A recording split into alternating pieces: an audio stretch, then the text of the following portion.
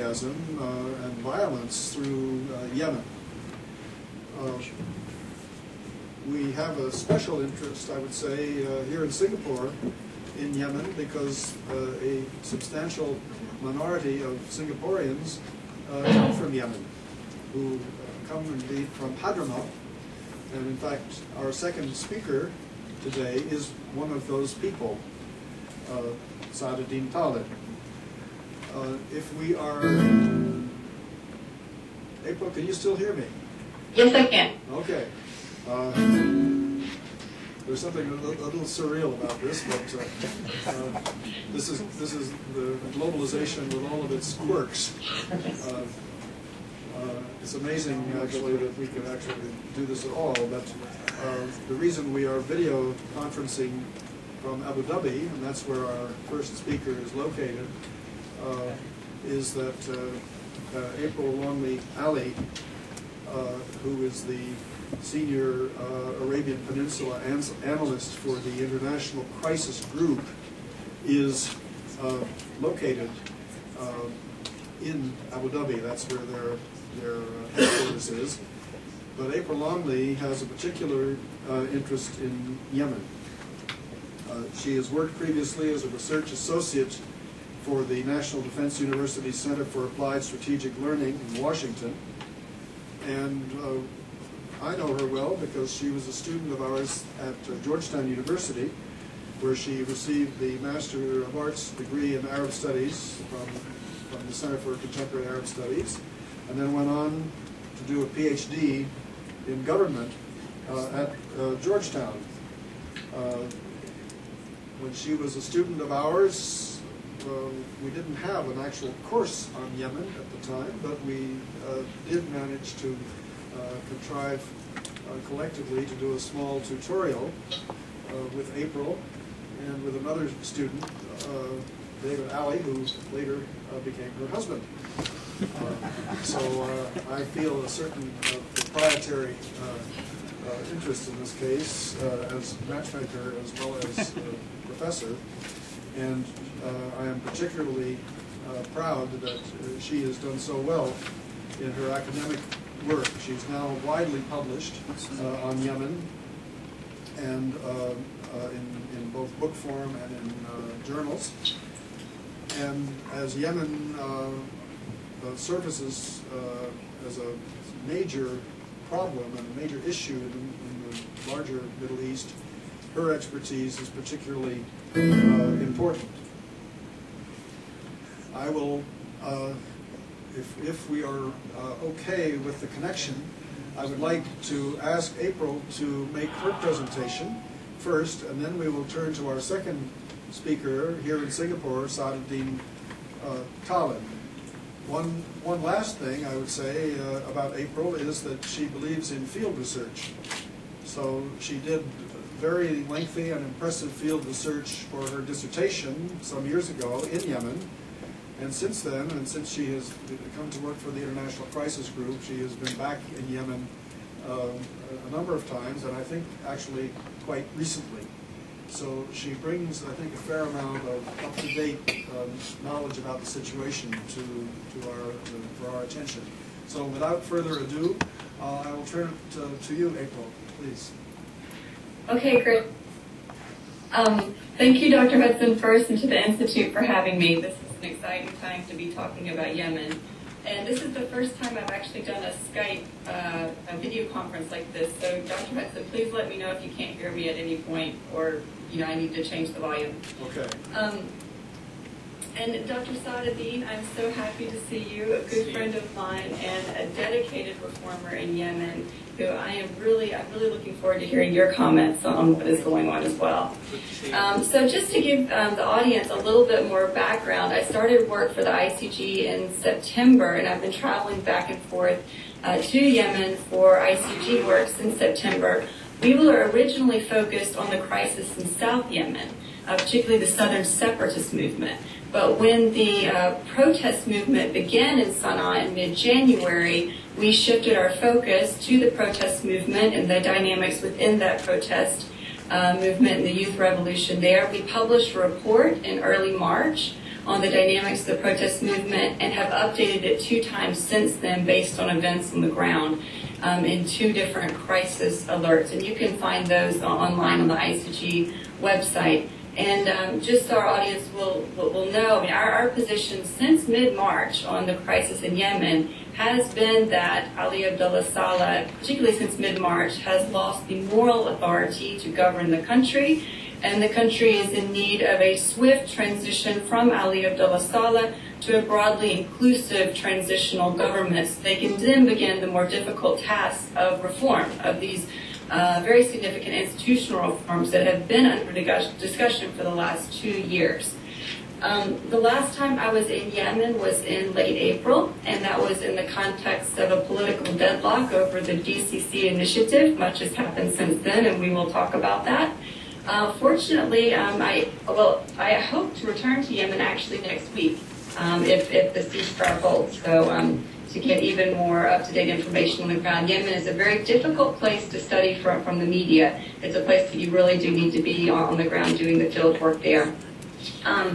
So I'll speak for the next 15 minutes or so just on what has happened essentially since mid-January. So I'll provide an overview of the protest movement, the dynamics of political negotiations since mid-January, and bringing us up to date and really focusing on what's going on right now. And then I'll wrap up with looking ahead, looking forward, and particularly what are the main obstacles and opportunities for moving forward with the peaceful transition from Ali Abdullah Saleh, and then also the challenges of broader institutional reform. So again, the protest movement started in mid-January, and it was certainly inspired by the events of the Jasmine Revolution in Tunisia.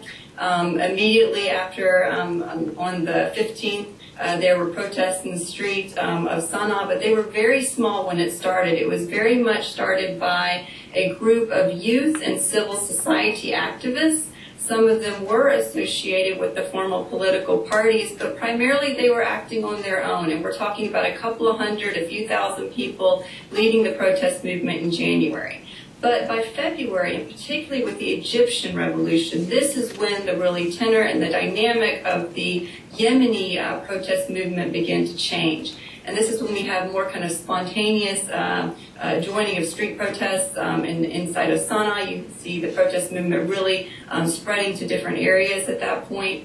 Over time, the protest movement began to gain strength, and also it was joined by the formal opposition parties, the Liqa Mushtarak, which is a group of 5 opposition parties that have come together to coordinate efforts for reform and in opposition to the ruling party there. And this group, it's important to note, has their own particular history. It's a very internally diverse group. It contains the prominent Islamist party, Hizbullah, and this is the party that has really a strong social base. The other parties, including the Socialist Party, have a very small actual grassroots base, but and the other parties that are members of this coalition. But Islah does have quite a stronghold in the grassroots still. So essentially in February, March, the opposition parties start to join up in March, and you have a critical shift on March 18th. And this is really a pivotal moment in Yemen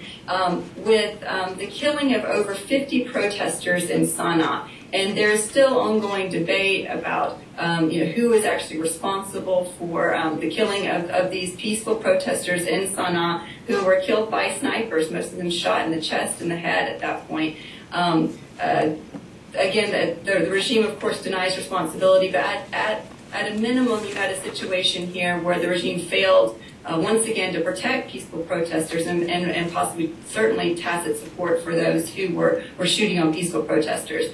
At that point, again, it was a real sea change because you had a couple of days after that a split in the military. So General Ali Mohsen al-Ahmar, who's the commander of the 1st Armored Division and actually from the president's tribe, the Sanhan, he defected and joined the protest movement. There's a long background story of the relationship and the animosity between President Saleh and Ali Mohsen al-Ahmar. But again, at that point, the regime actually split and the army split, and the regular army began to largely support the protest movement. At that point, also had a major shift within the ruling party, the bureaucracy. There was just an avalanche of defections to the protest movement at that point within the business community, the diplomatic community, bureaucracy. And again, at this point, the ICG, my organization, we looked at the situation, and because of the violence and because of the growing protest movement, we said, look, at this point, well, there were discussions before about national dialogue and how to move forward with Saleh in power. We said, no, at this point, he has lost the moral authority to govern. Him staying at that point created more instability and more cause for conflict. So there needed to be a plan to move forward for a peaceful transition. Immediately after Ali Muslim's defection, there was a period of intense negotiations. The British, the American government, the European Union, even tribal mediators became involved and tried to broker a deal at the elite level to have a transition from Ali Abdullah Saleh. These efforts fell through, and you entered a period where there was continued conflict, the protest movement continued to grow, but no really movement forward. So in April, we see the GCC getting involved. In early April, by April 11th, they had put forward a plan that was, again, built on previous discussions, previous negotiations. It was known as the 30-60 plan, and that is a plan that is still under discussions right now. It's this GCC initiative, and what that essentially says, or in its first form, was that President Ali Abdullah Saleh would transfer power to his vice president, and then after that, within a month, he would, Ali Abdullah Saleh would start to form a transitional government, and then within 1 month, he would hand over power to the vice president, and then after power was transferred, constitutionally you had 2 months to then have new presidential elections. In return to passing power to his vice president, the president would receive immunity from prosecution, him and also his family. So that was this 30-60 plan that is still being discussed by the GCC. When I was in Yemen in April, there was just a political deadlock, just gridlock over this plan. Both sides said that they supported it theoretically, but it took quite a while to get the opposition to sign. On 3 different occasions, Ali Abdullah Saleh refused to sign. Finally, at the end of May, on the 22nd, he refused for the 3rd time. And then you had the second critical juncture or turning point within this particular crisis. And that was on the 23rd of May, when you had open conflict erupt on the streets of Sana'a between essentially 2 elite factions. It was the sons of Sheikh Abdullah bin Hussein al-Ahmar, and Sheikh Abdullah bin Hussein al-Ahmar was a very prominent figure in Yemeni politics. He was the Sheikh of Sheikhs of the Hashi Confederation, which is Saleh's tribal confederation as well. And his sons, Sadiq al-Ahmar, one of his oldest sons, is leading the Hashi Confederation now. There have been tensions between this family and the family of Ali Abdullah Saleh for the last decade, and they have been playing out in the context of this protest movement since the beginning. They've been an obstacle, I think, for moving forward with reform. But here we see it very clearly, this resulting in active conflict on the streets of Sana'a, essentially between tribal supporters of the Al-Ahmars and the forces in the military that were loyal to the president. In particular, the Republican Guards that are run by his son Ahmed, and also the Central Security Forces, which are run by Yahya. So this is a period of very intense fighting. An area called Hasaba was really devastated. Probably about 200 people were killed in this fight. And I think it's important to note that since these various groups have joined the primarily youth and civil society protest movement since mid-March, many of these protesters have been quite concerned or wary about the groups that have joined them because they are part and parcel to the regime. They were also part of this corrupt system that Ali Abdullah Saleh had created. Ali Wilson was certainly part of that. He was involved with prosecuting the war against the Houthis in Sada. The sons of Sheikh Abdullah bin Hussein al-Ahmar have all been benefactors of corruption and of the system that existed. Yet these are the people who had joined the protest movement. And many of the youth and civil society were of course, they're very aware of this and were wary that this could essentially turn into a battle between the elites that would hijack the revolution. And I think on the 23rd of May, you really saw a negative turn with this violence between elite factions. Of course, then, as you watch the news on January 3rd, in the context of this fighting, there was an explosion in the president's mosque on Friday. The president and many of his government were injured. 2 days after that, the president left for Saudi Arabia. And this has, of course, been the third, I think, sea change in the crisis in Yemen right now, with Ali Abdullah Saleh outside of the country. The vice president is technically in charge and has stepped in and is acting as president. But as many people have properly pointed out, President Saleh's sons and nephews still control very important and well-trained and well-funded parts of the military security apparatus there. Ahmed is in the presidential palace. And so, there's a situation where you have Saleh outside of the country, so their position has definitely been weakened, which provides an opportunity to some extent to move forward with the transition, with a revised version of the GCC initiative. But it's very important to realize that you also have strong supporters of Saleh who have tremendous destructive capacity still there on the ground, because they do still control parts of the military security apparatus.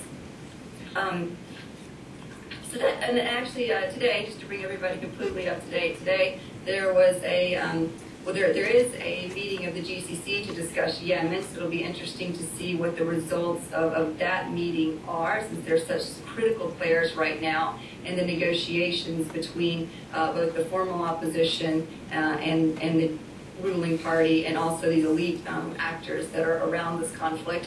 But also there was a meeting between Vice President Hadi and the formal opposition on how to move forward with a process of peaceful transition. And from what I have read in the press thus far, this was quite a positive meeting. There is recognition that Hadi probably doesn't have the authority that he needs to move through with the transition right now, but there's discussion about how to go about looking at the GCC initiative and moving forward for now. And the meeting was very positive.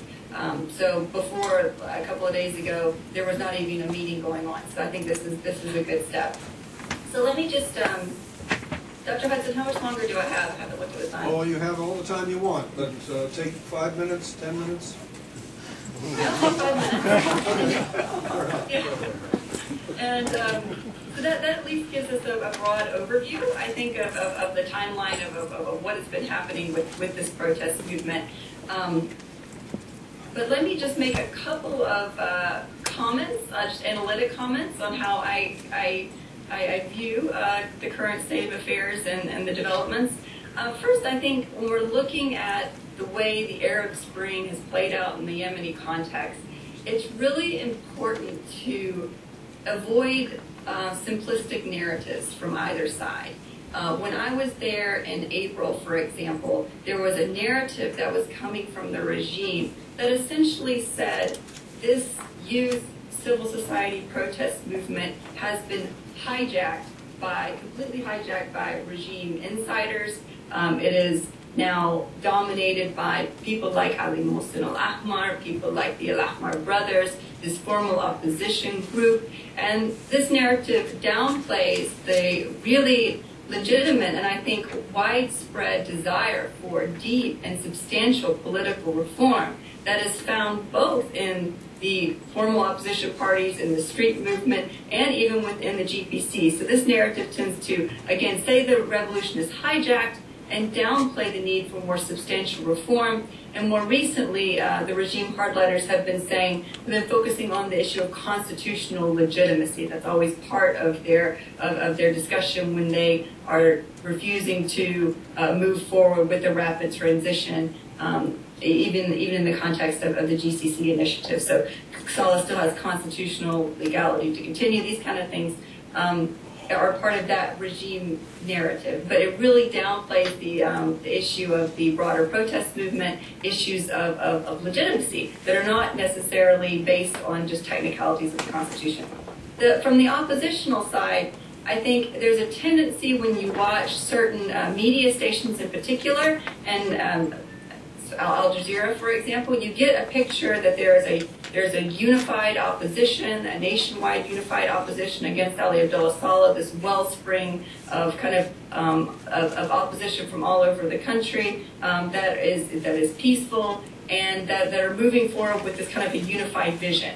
And I think that it's important to note that the opposition in Yemen is quite internally diverse. And while there is unity within this opposition on the removal of Ali Abdullah Saleh, there are significant ideological differences, significant policy differences inside of this opposition that are going to have to be addressed. And certainly after Ali Abdullah Saleh, these issues will come to the fore. Issues of, regional differences as well between the south and the north of the country. So again, there are some simplistic narratives out there that are misleading in the Yemeni context, and it's important to look beyond those because inside of the regime, people who are members of the ruling party, this is an internally diverse group. There are many people who have been working steadfastly for reform and for Ali Abdullah Saleh to step down and to move the process forward. Within the opposition, there are also tremendous diversity there. From the beginning, the youth and civil society have rejected the GCC initiative and any compromise, any immunity deals with Saleh, and they are still in that position right now. That is still their request. They want a transitional government. They do not want immunity for Saleh. They want an immediate move right now, and an agreement with inside of Yemen, not based on the GCC initiative. So again, there's tremendous diversity within these two groups, and it's important to look at those moving forward. Looking ahead, I think that really since March, Yemen has faced two main obstacles. Number one is a transition from Saleh, and this requires some kind of negotiation, essentially at the elite level, to move him out, and then to have some kind of transition there. But second, after Ali Abdullah Saleh, really the more difficult task of institutional reform still remains. So these are still the two challenges that the country is grappling with. From our perspective, the ICG, the immediate priority right now are twofold, really. First is reinforcing a ceasefire and de-escalation between the two sides that are currently mobilized on the streets of Sana'a in particular. And I'm referring to the forces loyal to Saleh's sons and nephews who are reinforcing their troops in Sana'a right now. Even though the ceasefire that has been negotiated by Saudi Arabia is currently holding on the streets of Sana'a, Ali Abdullah Saleh's group is reinforcing their forces inside of Sana'a and setting up more checkpoints. The same can be said of those loyal to Sheikh Ahmar. The tribes have not left Sana'a. So from our perspective, this ceasefire is very tenuous, and immediate steps need to be taken to de-escalate tensions between these two factors, which could just ignite another conflict again. So there needs to be space for political negotiations to move forward, and that has to come in the context of a reinforced ceasefire. And ideally, this would require that the forces loyal to Saleh pull back from their offensive positions, essentially the military returning to its barracks in Sana'a and in the very important city of Taiz, which we haven't talked about. And also the tribesmen loyal to Sadiq al-Ahmar removing themselves, going back to their villages and leaving Sana'a. I mean, Yemen is in desperate need of a ceasefire right now. It's a really tense situation with both of these groups mobilized. At the same time, of course, we need an agreement moving forward with a peaceful transition. From our perspective, there are serious problems with the GCC initiative, and there always have been from the beginning. We can talk about those in the question and answer period. One of those being that it's not broadly inclusive enough necessarily. But there needs to be an agreement on some kind of modified version of the GCC initiative on how to move forward. That's what the two groups seem to be working on right now, and I think that's a very positive thing. But in addition to that level of negotiation, this very personalized conflict between the family of Saleh and the family of the Ahmars must be addressed, or it's going to constantly be an obstacle to moving forward in the weeks and months ahead.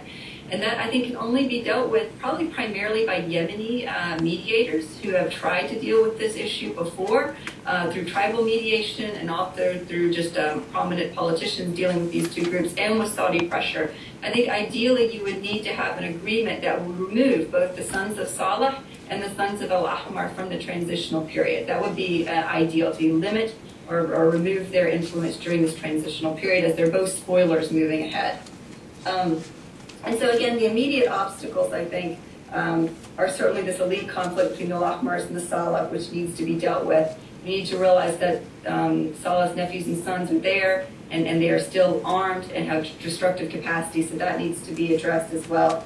And as time goes on and there's no deal, there's also a risk, because the youth are pressing for no compromise, moving forward with prosecution, and legitimately so, from their perspective, because they've lost so many lives.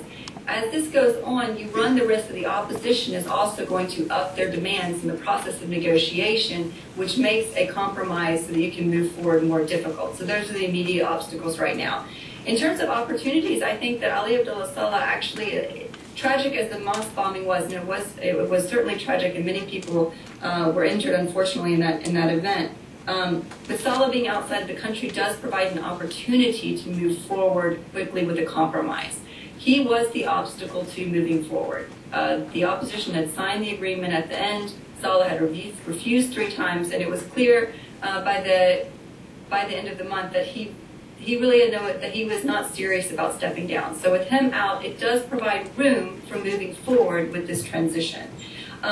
There's also, I think, a fear of conflict that at this point, because Yemenis have seen the conflict in Taiz and in Sana'a, I think there's fear from the population about this continuing, which might provide room for elites to move forward with a compromise situation fairly quickly. And of course, you have international support for that as well, tremendous international support for moving forward. After that immediate issue is addressed, the transition from Saleh, again, we have the issue of institutional reform, and I hope Dr. Saadetdin talks about that some. He's certainly an expert on that and has been working on negotiations between the ruling party and the opposition for years on kind of the actual parameters of institutional reforms and the details. There's tremendous consensus, actually, on what types of reforms need to be made, which is very positive. But looking forward, let me say that I think the central obstacles to that debate will probably be the southern issue. There's not a consensus on what form. There's consensus on decentralization and the importance of decentralization to addressing regional grievances, but there's still serious debate on what form that should take. Should it be just decentralization? Should it be federation? Should it be confederation? Should there be a vote on separation of the South? This is going to be a critical issue, and if any transitional government will have to immediately deal with the southern issue in the context of a national dialogue. Second issue would be military security reform. This is going to be extremely difficult because there will still be loyalists to Saleh in the military security apparatus, and the Yemenis will have to grapple with really solid steps on how to address and basically implement civilian control of the military. And third, any transitional government, if you get to that step fairly quickly, is going to deal with an economic crisis that Yemen has never seen. And so I think this is, I can't even emphasize this enough, and there's no time to talk about it, but the economic situation in Sana'a and the countryside is just, it's desperate for the average Yemeni citizen. The regime is hemorrhaging revenues, loss of their oil revenues in particular right now. And any new transitional government will face an economic crisis and will need substantial help from the international community. So I think that's enough for right now. That's enough for right now, but we'll be coming back to you very soon. But thank you very much for that excellent survey and analysis. And now I'd like to turn directly to our second speaker, who is Yemeni himself, as well as being a Singaporean. Mr. Saadetdin Khalid, for those of you here in the audience that don't know him, is a businessman here in Singapore, but in Yemen he was a former member of the Yemeni parliament, and he was a former member and commissioner of the Supreme National Authority for Combating Corruption in Yemen. Saadetdin is a native of Hadramaut in Yemen. As you can see from his titles, he's an experienced politician, and of course he's been an advocate of reform and anti-corruption measures. He was educated in Yemen, Singapore, and Egypt. And of course he speaks native Arabic and English, conversational Malay, He was a member of Parliament from 1997 to 2003 in Yemen, where he was a member of the Development and Petroleum Committee, as well as a member of the Permanent Committee of the leading party in Yemen, the General People's Congress, the GPC. His committee, I should say, he may elaborate on this, was charged with the study of petroleum contracts, loan agreements, investment legislation, and free zone law and agreements. Later on, he was a program manager for the National Democratic Institute of the United States, which was working in Yemen, assisting with democratization policies. He oversaw the parliamentary program, which involved training MPs on parliamentary skills. He was then elected to serve as commissioner for the Anti-Corruption Commission, but as he has told me, he finally resigned from it when he realized that it wasn't going to be able to do everything that he thought should be done. He's still involved in Yemen, and I didn't know this, but he's involved in charity work, having established the Al-Wadi Charity Foundation, which works in Wadi Hadramaut, in the valley of Hadramaut. And he is concerned with the education improvement through the betterment of schools there. He was instrumental in the establishment of the first secondary school for girls in the Shibam district in Yemen. And I know from many previous conversations with him here in Singapore, he continues to follow the scene in Yemen with great interest and a critical eye. So I will ask him to speak, and then I will make a brief comment, and we will open it up for your questions and answers and discussion with April and Saad. Please. Good afternoon, everybody. Thank you, Professor Hudson, for having me. It's been some time that Ambassador Varghese has tried to get me to talk on Middle East Institute, but I've always thought the situation was not right. I hope it is right now. I must say hello to April. She is a dear friend. She was in Yemen doing her PhD, and we've been in contact over many years, more like 5 or 6 years. And I can call her now a real genuine expert on Yemen, especially after hearing that review of the current scene in Yemen.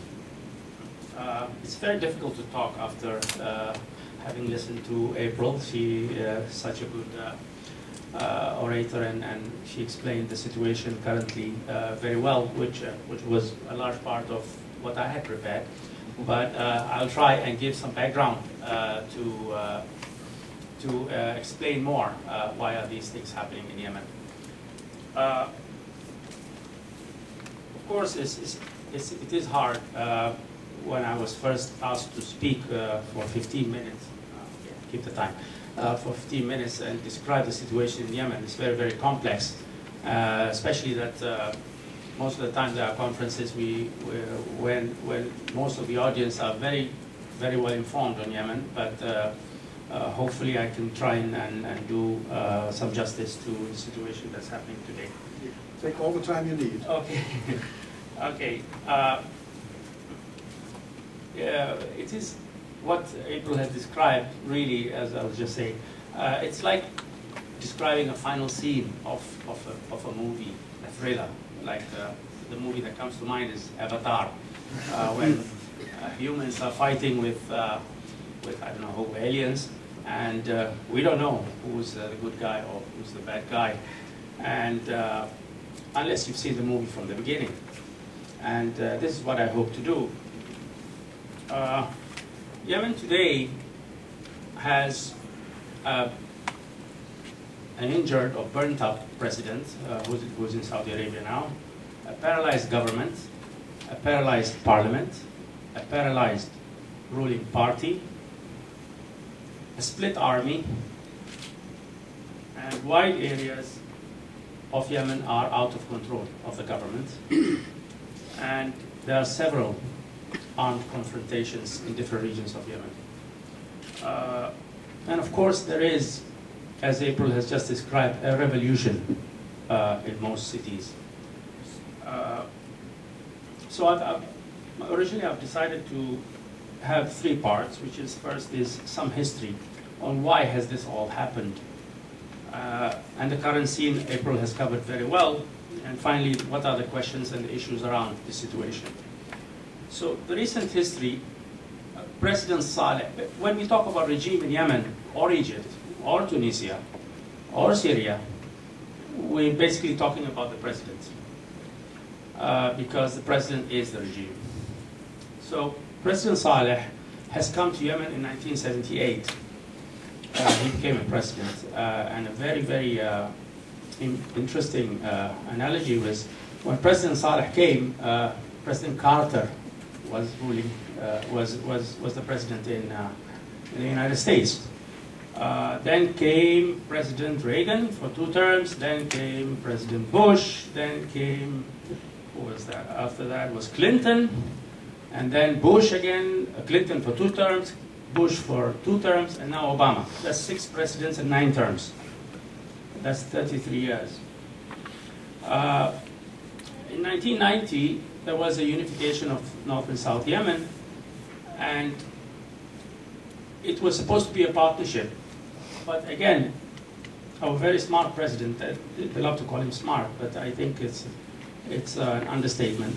This partnership broke up, and he was partnering with the Northern Islah Party to actually throw out whoever were with him, partnering, ruling the United Yemen. And a few years later, he broke up with Islah as well, and became by himself, and that's when the family began to move in.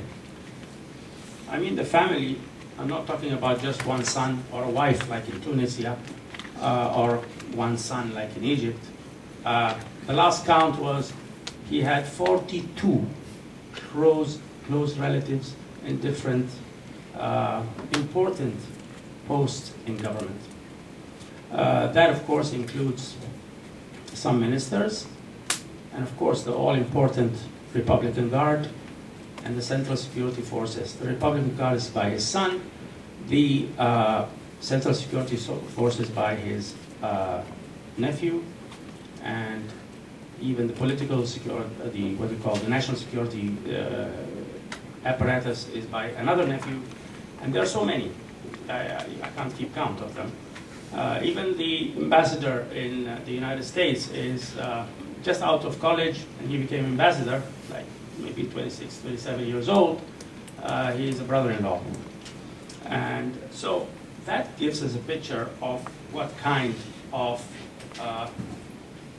regime. Of course, this kind of, I call it always state capture.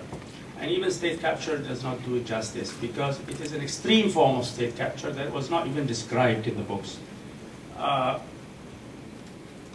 So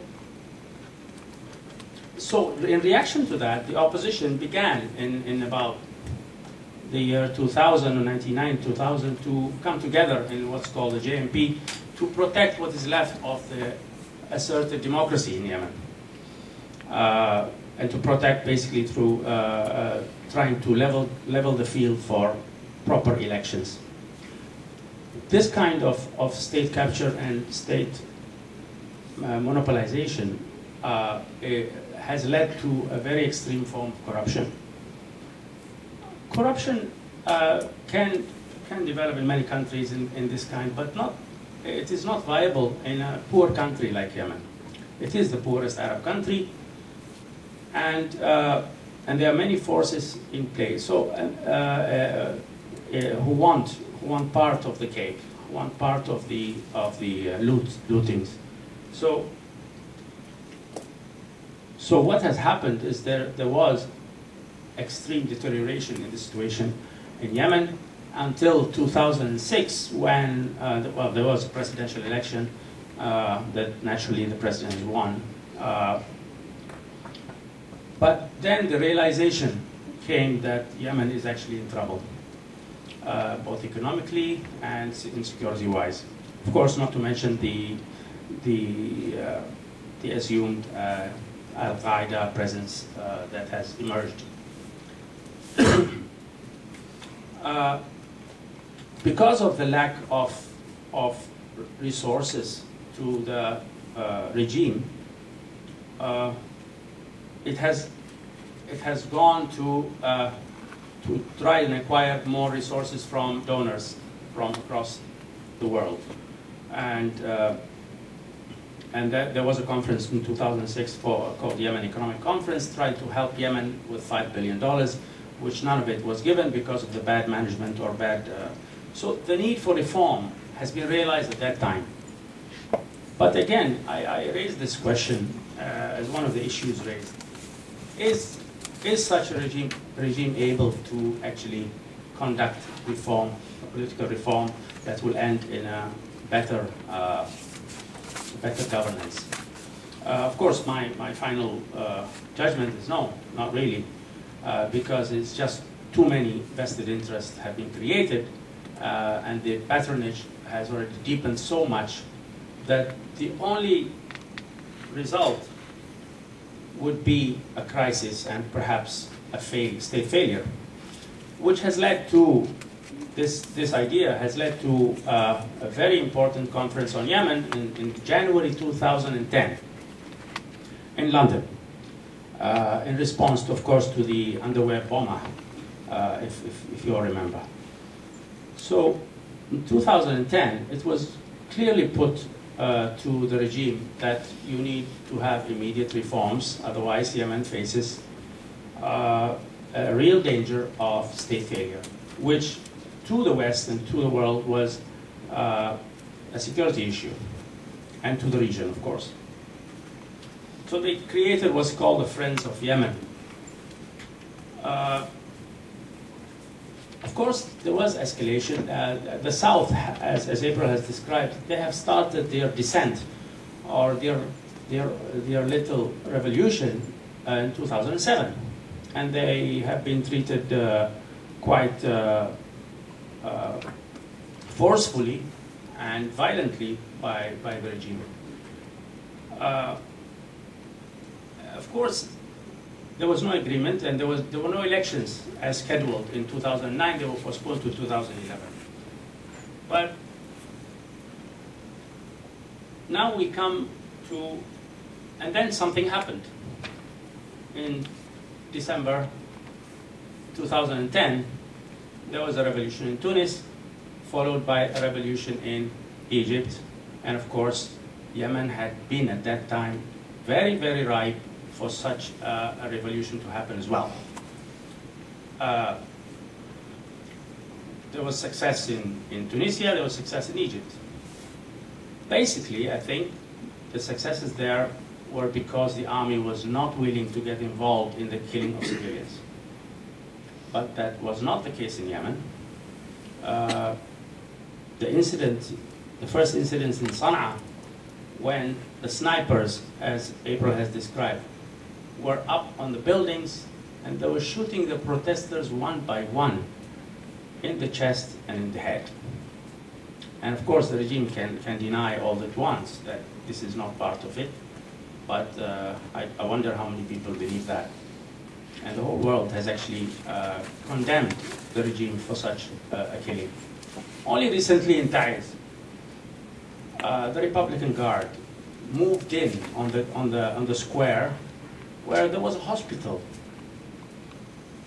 And the hospital is a tent where all the injured people were taken. There were doctors, and there were drips, and there were nurses, and there were medical people there, and there were paralyzed people there, and there were incapacitated people inside the tents, and those tents were set on fire. And 12 unable people were burned while they could not move, plus 3 people who were trying to get them out, but they were not able. This sort of violence tells us much about the situation in Yemen. I don't want to describe again what happened between the regime and the Hashid tribe, and of course the the bombing that happened in the mosque, which until today no one knows where that bomb came from, that injured the president and many of his top brass, like the Prime Minister, the Speaker of Parliament, the Speaker of Shura Council, and 2 Deputy Prime Ministers, and many other people. All of them now are in Saudi Arabia. I'll quickly move, I think, whatever time left.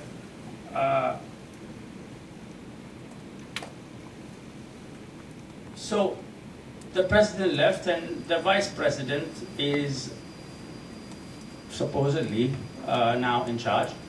But for sure, because of the still ongoing attacks in Taiz and many other places, that the military is really, or whatever left of the military, is in the hands of the son and the nephew. I'll quickly jump to the issues here at hand. Throughout the last few years, Saleh has used the terrorism story to achieve or to obtain a lot of military and financial support from the GCC and from the United States and from Europe to help fight Al-Qaeda. And he has, my estimation is he has abused the terrorism story to achieve those, that support. And not to Saleh himself has always, this matter of immunity has become the most important part. I wonder why. Immunity from prosecution. Immunity from even not only the prosecution for the killings, but prosecution also for the fortunes that were taken from the Yemeni people. Now, Yemen is really in the crossroads. I believe clearly, and many people say that if Saleh was given an opportunity to return to Yemen, that civil war will come back. He has lost the moral authority to govern, and I think he has lost the legitimacy to return as president, and it's just unthinkable for any reasonable person to think that such a president would return.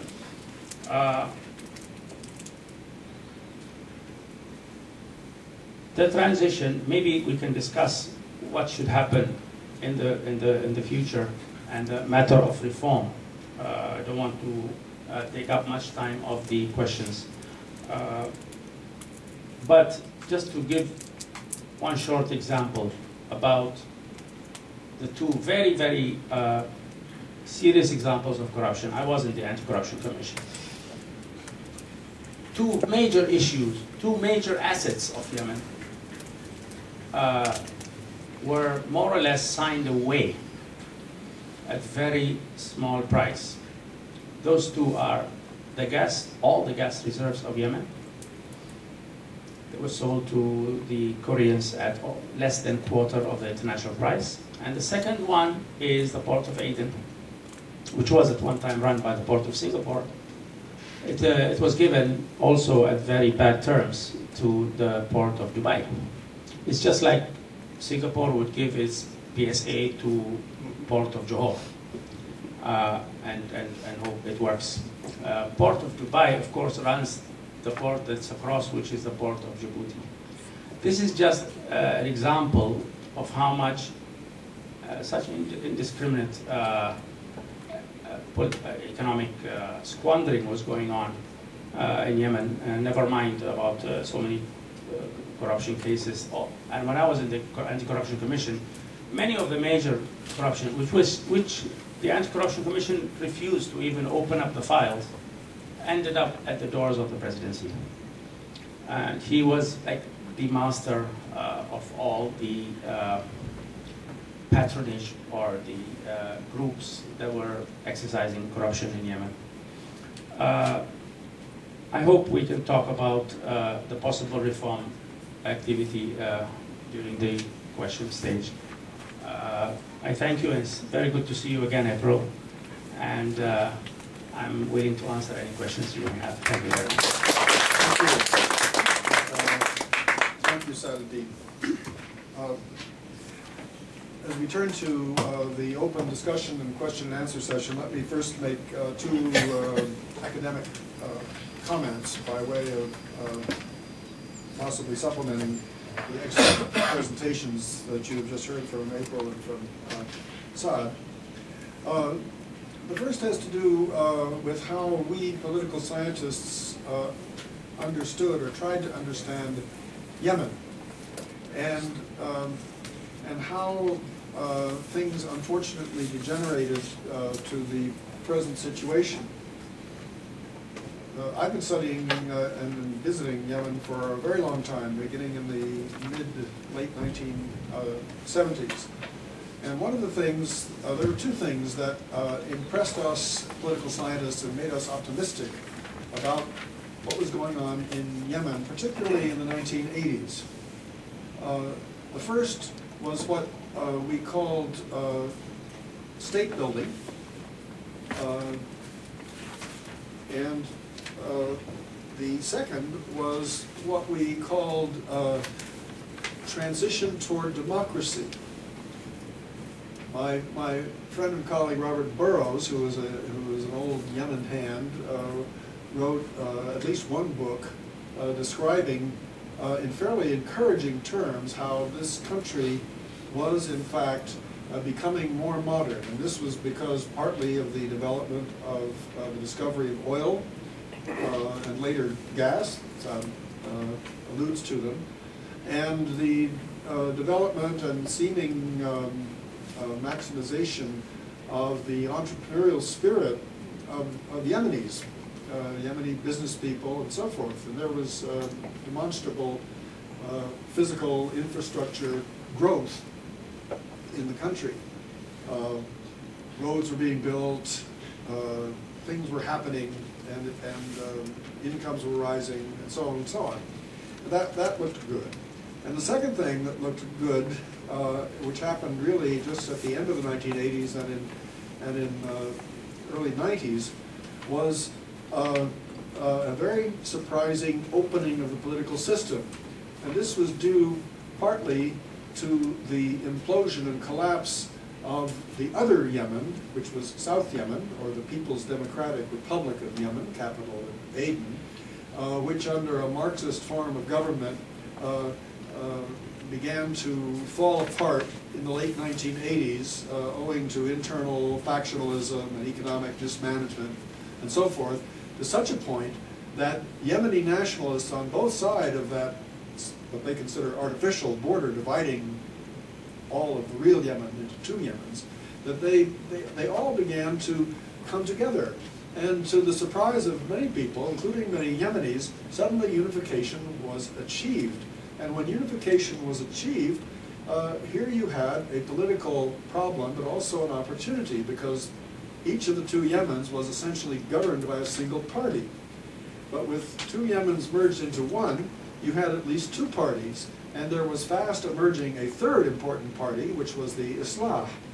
And for a brief period, you might call it the Yemeni Spring, from around 1990 to some point after 1994, the Civil War, it looked as if somehow this poor country was finding a way to institutionalize its various factions and pluralistic cultural features, and that was quite encouraging. And it was interesting to be able to say in the 90s, in the early 90s, that here is Yemen doing what most of the other countries in the Arab world could not do, which was apparently break the authoritarian hold that is typical, as we know, of governments in this region. But it all fell apart, and I won't belabor this subject further, but I would like just to raise from an academic point of view the question, why did this happen? Because there were, as I say, these two important sort of positive trends, and it didn't come together. The short answer, I think, to the political question has to do with the failure to develop independent institutions and constraints on political government authority, which allowed Ali Abdullah Saleh and his family, his large family, and the certain tribes to collapse that pluralistic experiment into what was often called the tribal military family, to put it in 3 words, leading finally to a situation that April and Saad have described. The question that I would throw out for our speakers and for our audience is, as we look at this apparently failed possible democratic trajectory, why did it? And what lessons might we draw as we move into a transition period following the disappearance from Saleh from the scene, which I fully expect to be quite soon. Second point has to do with something that our speakers have touched upon, but not extensively, and that is, what does Yemen mean for the region and the world? And that is actually a very important question. Remember that Yemen is probably a larger country than Saudi Arabia. It is a big country.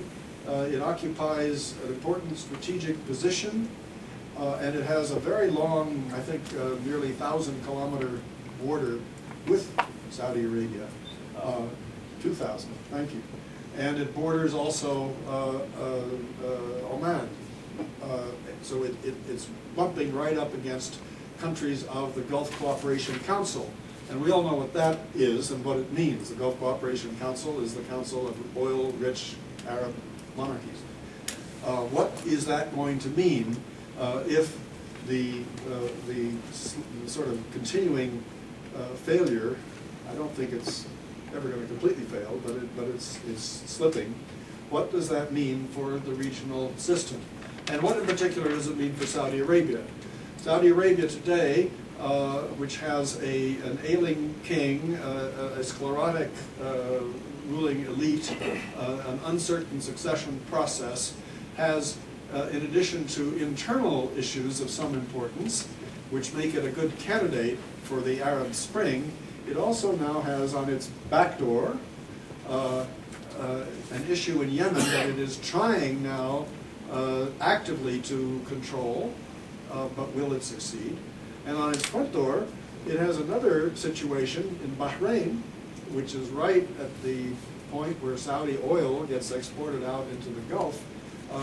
Bahrain is under essentially a kind of Saudi-dominated occupation.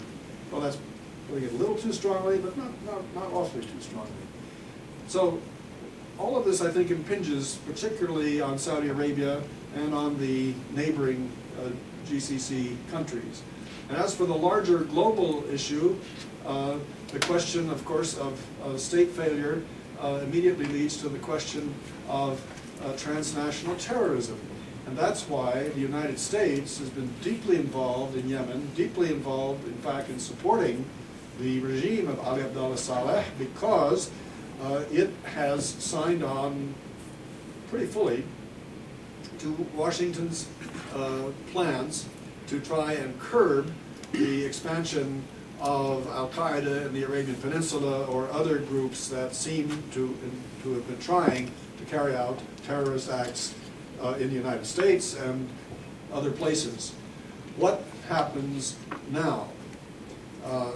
This is a question, again, I simply leave it as a question, but when you have a country of that size and a region of that importance becoming, in effect, a power vacuum, what does this mean in terms of the regional balance and larger global issues? I throw those out as questions, but now I want to open the floor to members of our audience to make their own comments and raise questions for our 2 speakers. And I would ask you, since we're doing this by video conference and we want April to be able to see who's speaking, if you would come to this microphone here and identify yourself, make your comment or question as succinctly as possible, and then we will ask them to try and respond. So if there are questions or observations, now is the opportunity to articulate them. Please, yes, come right up here.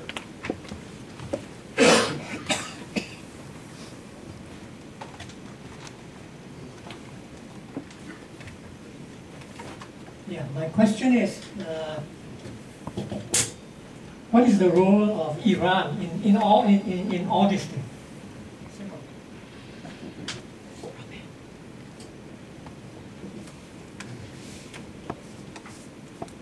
April, would you like to? So just in general, the role of Iran? Yes.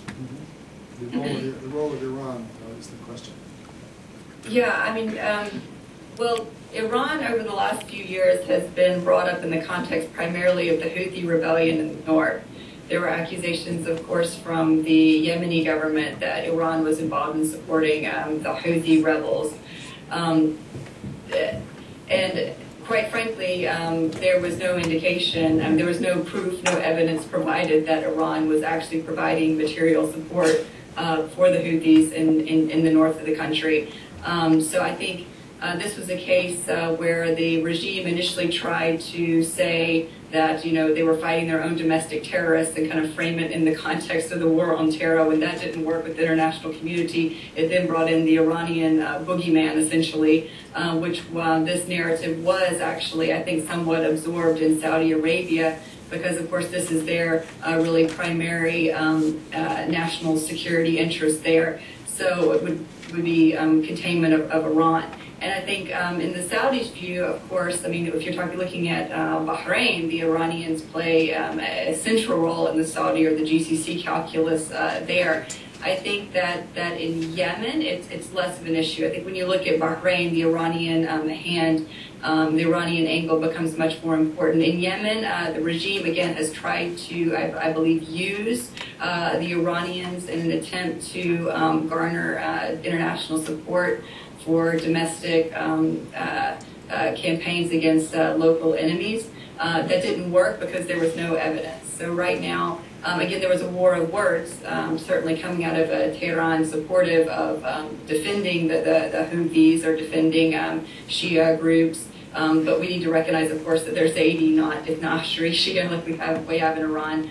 But again, I don't see it as a particularly central component of what's going on. I think if you're looking at GCC calculus, it plays much more prominent of a role when you're looking at Bahrain as opposed to Yemen. Although, of course, the Saudis and the GCC, and particularly when they look at Yemen, they're always looking for an Iranian hand in countries around them. So that's a general comment. Okay, thank you. Yes, please.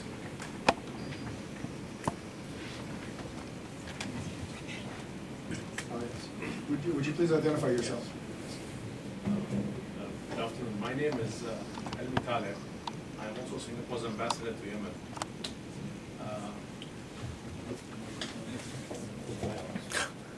Well, I think it's been very enlightening to be here. I think I just want to pick up on one or two points that both Dr. Ali and Dr. Saadin brought up, which is at one point you said that the situation is complex in Yemen, and I understand that. Of course, there's a political struggle, there's a military struggle at the center, there's also a military struggle in the regions, and there's this popular uprising. And you also mentioned that you did not think that the GCC initiative was broad-based. And Dr. Saad also mentioned that the GCC initiative addressed the issue as a political crisis, not going beyond that in terms of popular uprising or the military crisis. My question is, how do you go on from here? How do you address all these so many different issues and conflict with each other?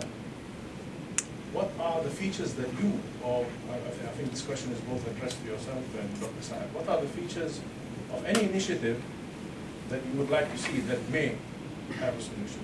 What are the possible features there? In addition just to addressing the issue just as a political crisis. Okay.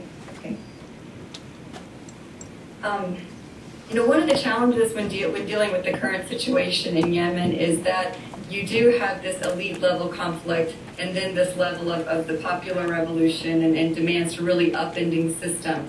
However, you know, in the interest of ending conflict, ending violent conflict, so that you can move on with broader issues of reform, while it's not ideal, I certainly think that the GCC initiative, and Saad has mentioned that Saudi Arabia, for example, doesn't have an interest in, for example, democratic reform or these institutional reforms and these kinds of things in the country. But at this particular moment, I think that that initiative, and particularly Saudi involvement, can help Yemen get over this particular critical juncture that has the potential of sparking further violence in the context of an elite compromise that then provides room for really more deep and substantial institutional reform.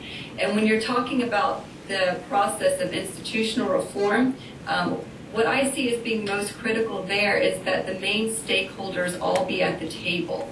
One thing that the GCC initiative focused on were these formal political parties.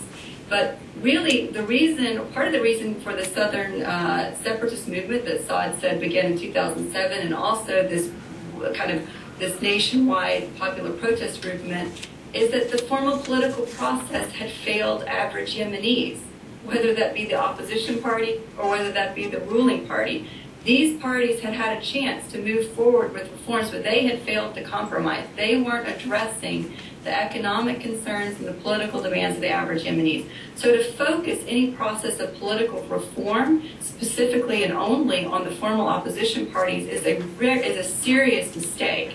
At the table, when you're talking about broader institutional compromise, which I think would have to happen, like the GCC initiative, if you could have a reform version of that, it could move you from Saleh, right, to a vice president and a temporary coalitional government that could then, the Yemenis have said that, you know, there's consensus somewhat that you want elections in 2 months for this temporary president.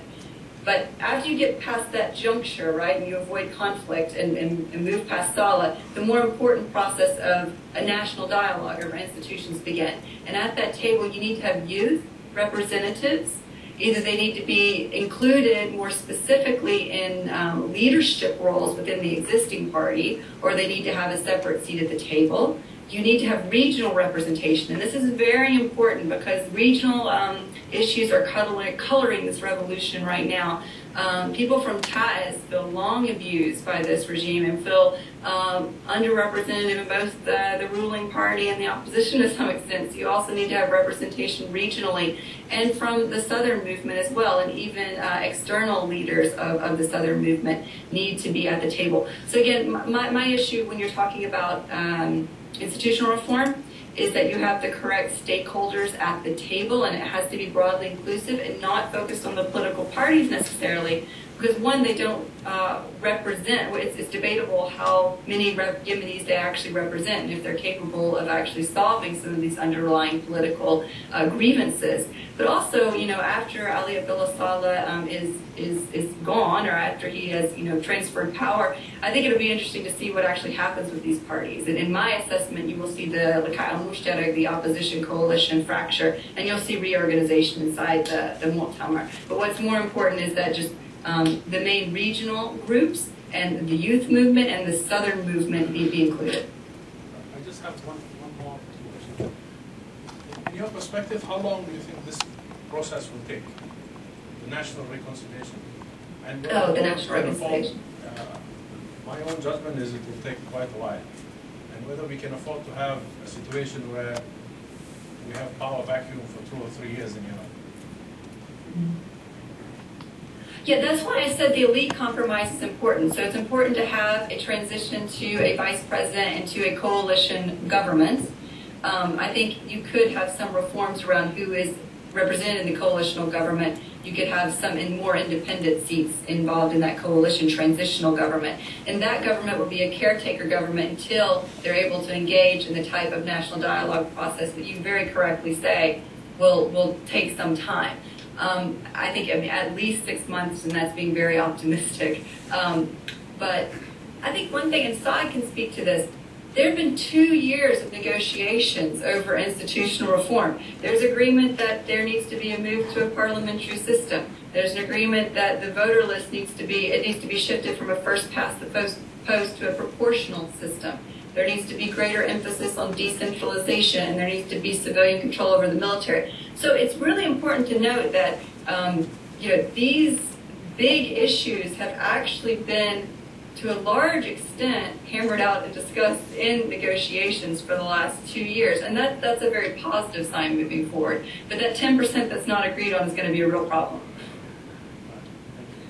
Thank you. Yes, Yes, I agree with both what April has said about the necessity to include all factions of Yemeni society in this agreement. Just about the role of the GCC and Saudi Arabia. What I would like to see more in the GCC, not the GCC initiative, in actually the behavior of the GCC, Saudi Arabia in particular, perhaps helped by the US, is to be more clear about the fate of the regime in Yemen. For instance, nothing has been said about the real health condition of the president until today, which is more than a week. They should tell us, is he coming back? Of course they won't say that. Or is he not coming back? They are just telling us, we hope that he won't come back.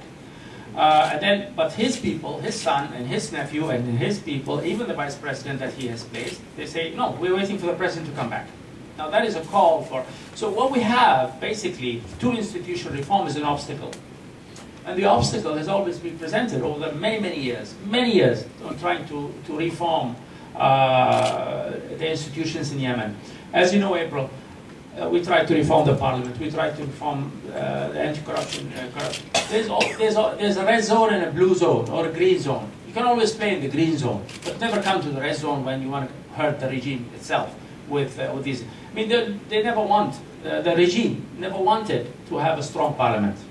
And that is so clear. So they will cheat in elections. They will put Yahya Ra'i, as you know him, as a Speaker of Parliament. He's basically a thug, and he's one of the injured people. I mean, he comes down from the podium to actually hit people, to hit members of Parliament on the floor. And the president is happy with that. The man cannot read. I know him so well. He cannot read as a Speaker of Parliament. But the regime, this is the character. That let's talk about reform for 10 years, but never really institute reform. Therefore, what I really want is some clarity from the US, from the GCC, from Saudi Arabia to tell us this is what we want for Yemen. And hopefully this president won't come back. And hopefully his son and nephew and his cousin and brother-in-law will leave as well. And then we will know that we have a level playing field where the different forces in Yemen can come to the table. I agree with the vice president. He's a good man. He's weak. He doesn't have an army. But he is a good-natured man. And we all come to speak about what kind of Yemen do we want. There is some sort of a vision put forward many times. Put forward by the National Dialogue Team, headed by Basindwa, put forward by the opposition parties, and even put forward by many branches or many defectors of the GPC. Basically, it calls for a democratic Yemen, a decentralized Yemen, a multi-party system, a good governance, a civil society, and from there we can start rebuilding. But it is difficult to have a national dialogue and come to an agreement when there are people with guns on the table. That is not an environment for a conclusion of a good. I mean, you cannot have that when the Republican Guard still carries out the atrocities that we have. I just wanted to add something that I forgot before. For instance, when the snipers shot people in the streets of Sana'a and killed 60 people in one afternoon, the prosecutor general actually started to, under such a lot of pressure, started to question and started to open the case. He was changed. And Al-Awash, another guy, came to be prosecutor. I know Al-Awash. He was the head of the prosecutor for public funds. And I dealt with him when I was in the Anti-Corruption Commission, because he was the prosecutor for corruption cases.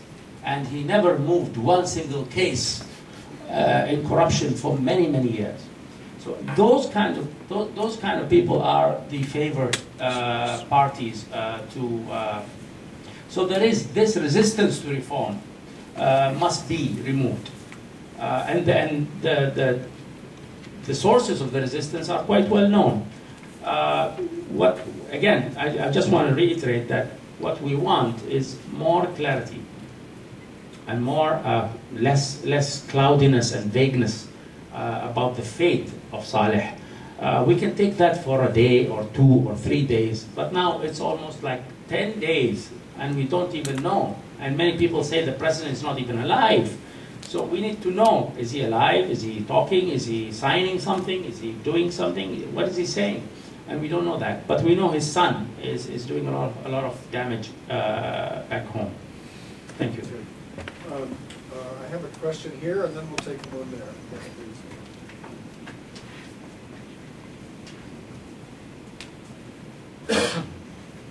Hi, April. Rana Corey. I saw you last year at Georgetown and earlier this year in Manama. Nice to see you again, and thank you to the Saudi team.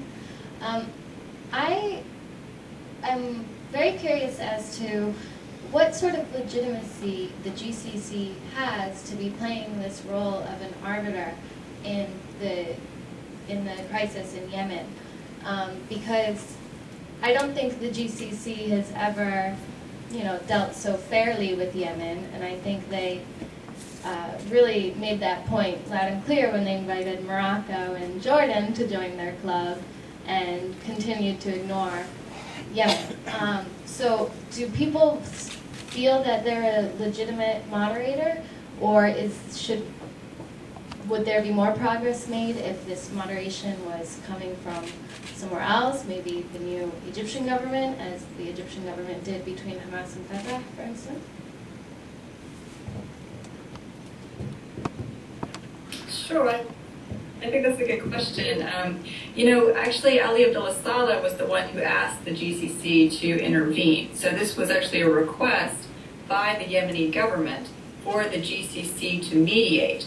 And that request was made because the local mediation efforts had failed that were based on tribal mediation within the Sanhan, within Hashid, and within several prominent leaders in Yemen were involved. And also U.S. and European mediation had failed immediately after Ali Muslim defected. So then the GCC was requested to enter in and to mediate. I think it's the issue of legitimacy is difficult. I mean, it's important to realize from the beginning, the protesters have rejected negotiation and compromise with the Saleh regime, and it's really based on this issue of immunity primarily. They don't believe that immunity should be offered to the president because of the blood that's been spilled in the streets.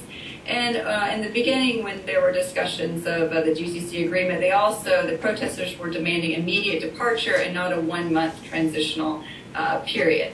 That being said, I think that the political elites from the ruling party and the opposition were aware that other efforts had failed. There was a need to end the political gridlock, and that just based on realities on the ground, I mean, who has the most leverage in terms of an outside actor in Yemen? That would be Saudi Arabia, because of the money that it provides directly to the government, because of money it has provided in the past to tribal leaders, because of historical relationships it has with different groups in Yemen. So while the United States and the Europeans do have some leverage and ability to kind of coax both players in the negotiating table, and the U.S. is deeply involved right now, either the Europeans and the British, certainly more leverage lies with Saudi Arabia simply because of financial leverage and historical ties. So yes, of course, Saudi Arabia, state the obvious, has always, acted in its own self-interest in Yemen, and at times this has worked to the detriment of the Yemeni population.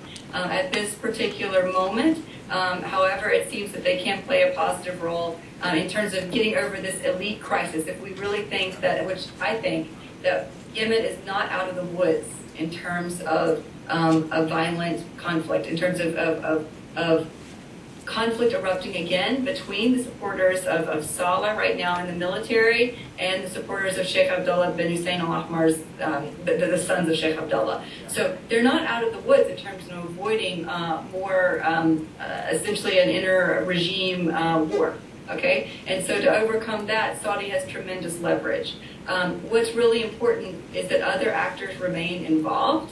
The Friends of Yemen, in the context of the Friends of Yemen process, that you start to support Yemen as it discusses these institutional reforms, as you start to address economic challenges in the future. So I think these other actors definitely need to be involved, and it's important to, again, I think the initiative certainly needs to be reformed in light of current, events. I mean, to talk about a 1 month transitional period for Saleh now as he's out of the country and injured, this transition needs to move forward, and it needs to move forward now.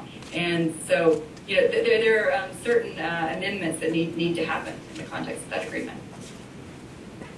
You want to add anything to that? No, I agree. Could I just ask for a follow-up on this? First of all, Ali Abdullah Saleh is in Saudi Arabia. Is there any talk or speculation that if he doesn't die of natural causes, that the Saudis will see that he dies anyway? And somewhat related to that, though, is maybe a more serious question, which is there any leverage on Ahmed and the remaining relatives who control military forces inside Yemen from the fact that a number of members of the family are now in Saudi Arabia?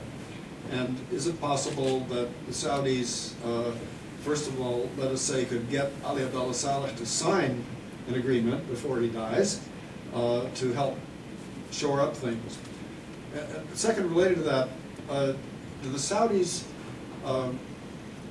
don't the Saudis have historically a very close financial relationship with the Al-Ahmar family and tribe?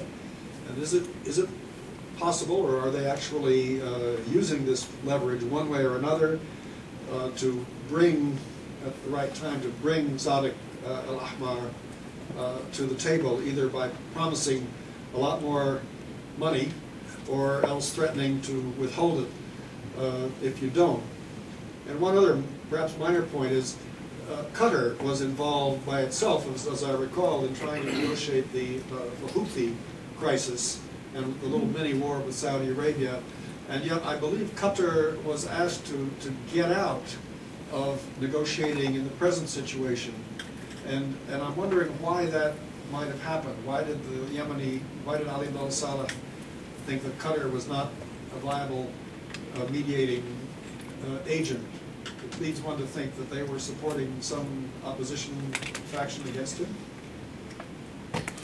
Yeah, I'll start with Qatar. And as you know, Dr. Hudson, one of the challenges in dealing with Yemen is that there are so many rumors and conspiracy theories, and it's really hard to sift through the information to figure out what is going on. And particularly when you're talking about Saudi Arabia and their position vis-a-vis Yemen, I don't think there is one Saudi position vis-a-vis Yemen, and that makes it even more difficult because you have kind of King Abdullah's position towards Yemen, and then you have Sultan's office and also Mohammed bin Naif, who have often taken a more adversarial role when dealing with Saleh, whereas Abdullah has a closer relationship. So I don't think there's one Saudi position, which makes this even more difficult.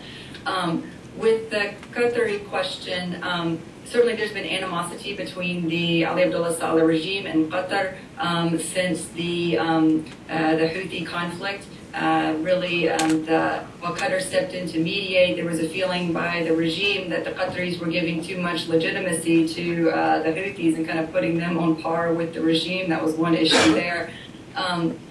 The Yemeni government views Qatar with deep suspicion because of Al Jazeera in particular right now. From their perspective, they view Al Jazeera as a weapon of the opposition in the hands of the opposition.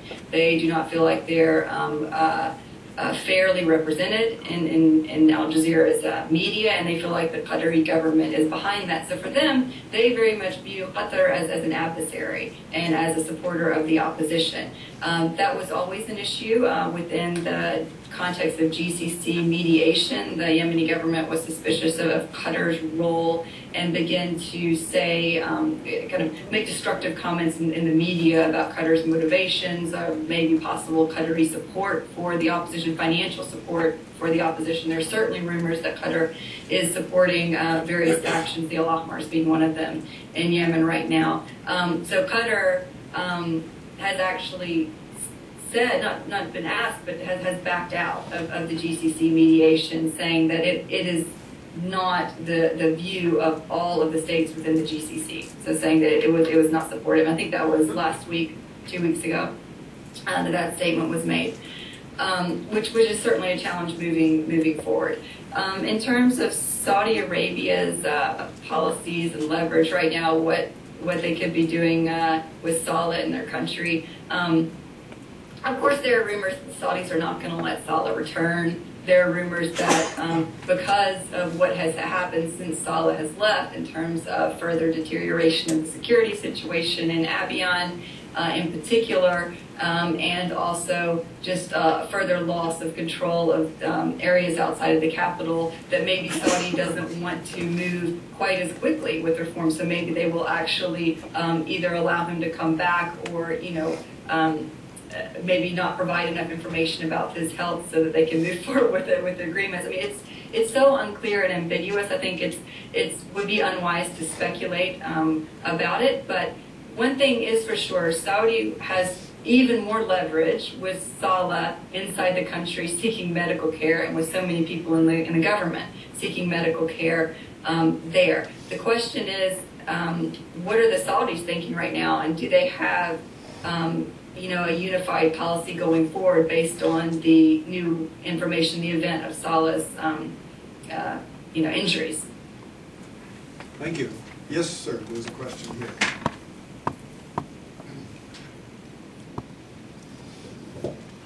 I'm Kasir Raja, an academic here. My question arises from the presentation given by Dr. Talib. Have we got your name, Mr. Talib? And the presentation of Dr. April, as well as the rather optimistic way in which the chairman presented the Yemeni people from his visits in 1980. And I got the impression that the people are undoubtedly highly entrepreneurial, highly dedicated, but there seems to be a big gap between the leadership. The leadership, as rightly pointed out, and from my personal observation, has engaged in an extreme form of corruption and capture of the whole system. As you vividly presented, there are about 82 relations holding public positions. My question is, even though the president is injured and ill in Saudi Arabia, surely the military is at large. Military is a ruling regime there in the hands of his two sons and nephew, son and nephew. And even if anything should happen to the president, the hydra-headed character of the relations are too firmly entrenched in the regime for anything to be done. This brings me to a very important question. Yemen is strategically placed with all the reserves, and it is highly of great importance to the world and the economy. The question that I'm asking is that if there is not a need for a drastic change of leadership, and the drastic change of leadership could perhaps be on the lines of the attempt to change the leadership of Libya. What are the auspices of some sort of intervention by the international community, given the situation in Yemen and given the precedent of the intervention in Libya. I should be very grateful for the contribution of the speakers or anybody from the audience. Thank you. Yes, go on. April, would you like, or Saad, perhaps maybe you should respond first? Okay. Wow, that's a big question. Now, that was exactly the ambiguity that I was mostly referring to. If the president or his regime are just to be told that, because the Libya regime, the Libya reaction came after a UN Council resolution.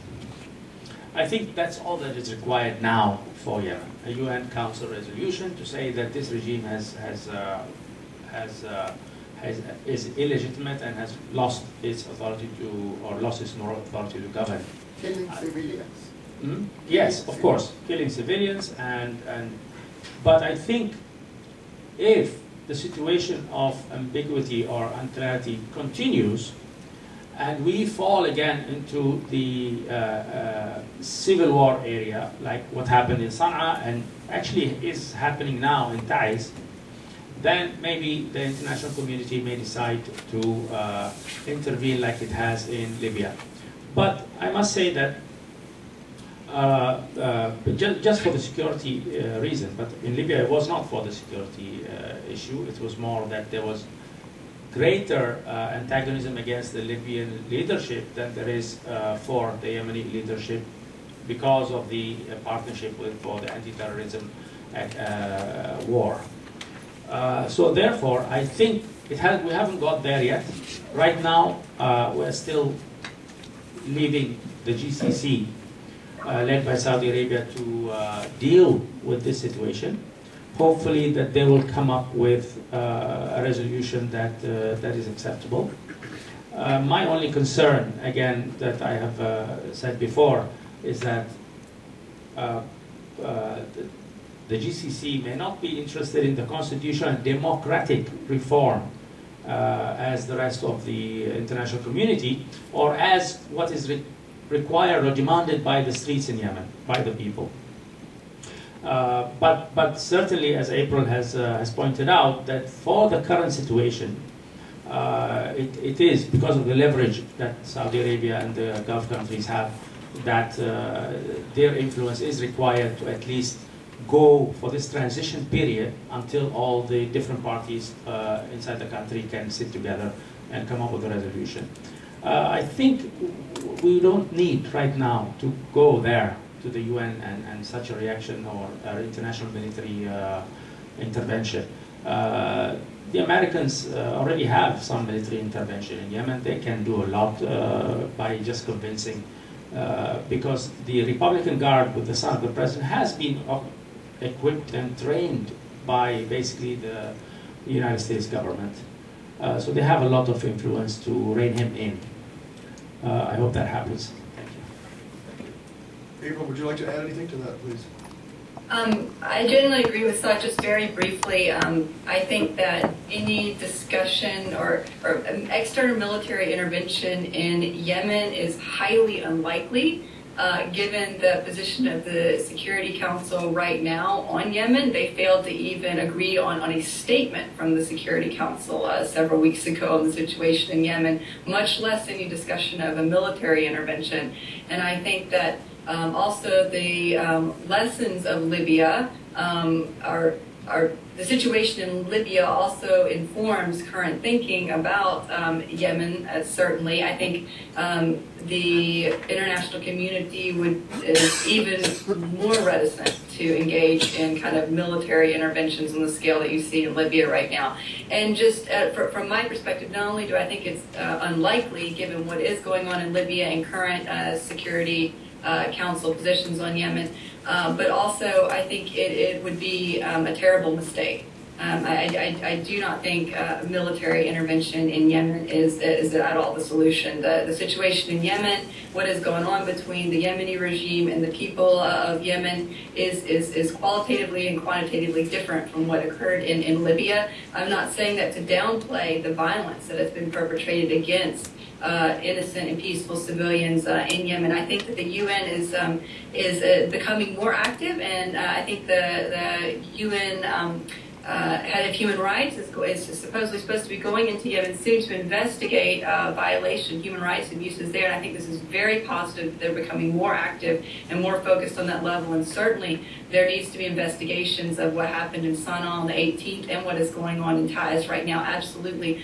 But the solution is not a military intervention. If there's anything we know about Yemeni history, when the external world gets involved with boots on the ground in Yemen,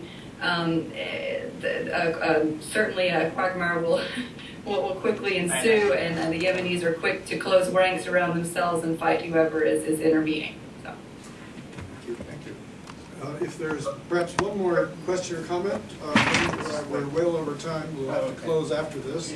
But this is Dylan Baum, our visiting researcher. Hi. Thanks for the talks. Presentations were great. My question was in regards to the increase of U.S. drone strikes in the last week.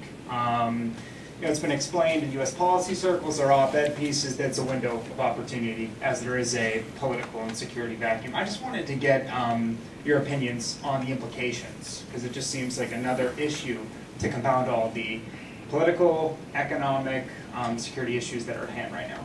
Thank you. And either or. April first. April? Do you want me to? Yeah, why don't you go first? Yes.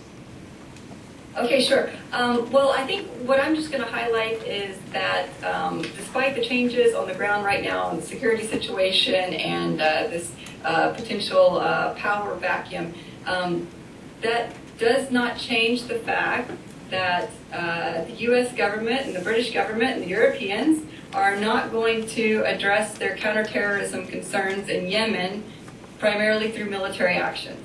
And I think that just needs to be highlighted and underscored right now. The last time the U.S. was engaged in drones attacks was about a year ago, December 2010. And at that point, faulty intelligence or something resulted in over 40 civilians being killed in Abiyan. And this kind of mistake, obviously collateral damage, creates deep resentment, as it should within these local communities. It harms long-term counterterrorism efforts. And again, the military, but mostly the policing side of fighting terrorism is a critical component. But it must be certainly part of a longer strategy that deals with rule of law and governance and some of these underlying drivers of extremism. And so, again, like the reliance on drone attacks or these kinds of strikes is likely to create more complications and challenges down the road for our U.S. counterterrorism interests. And that doesn't change with the new situation in Yemen. Based on the power vacuum situation, that still stands. So. Yes, I just would like to add that it is really as April has said, that it does not fall well on the population in Yemen, especially when they make big mistakes. But what is also not understood is that the people in all these sectors believe that the Al-Qaeda issue in Yemen has been propagated by Saleh. The huge evidence that is presented over the last couple of weeks is the surrender of Abiyan district to these militants. I mean surrender by simply the military and the security people withdrawing, and the governor simply taking his car and going to Aden and allowing these 200, 300 militants to come and take over the town. Now, who has remained and fought? The military camp, the military leader has gone in the camp.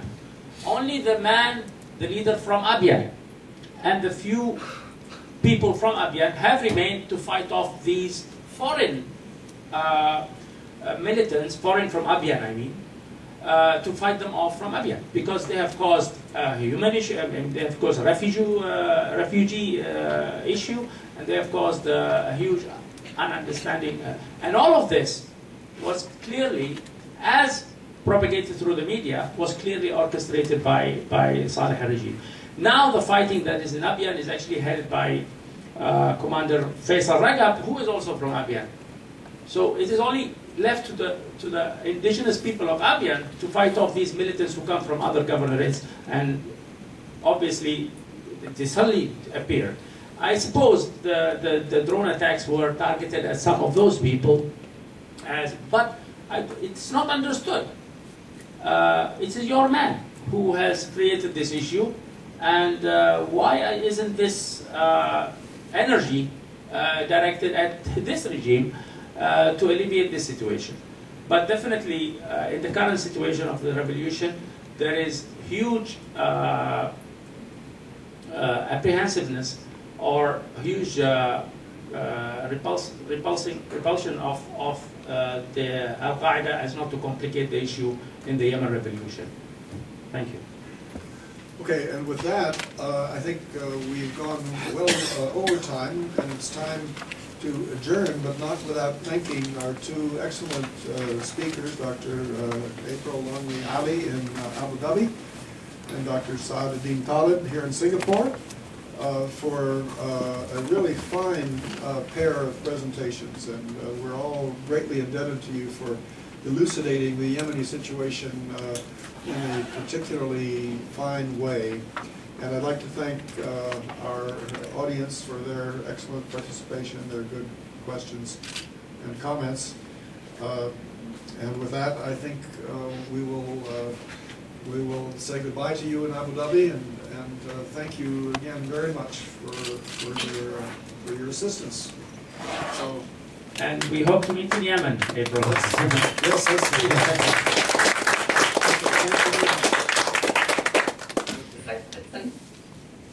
Okay. Thank you very much. Thank you. Okay. And we'll be signing off now. Okay, bye-bye. Bye-bye.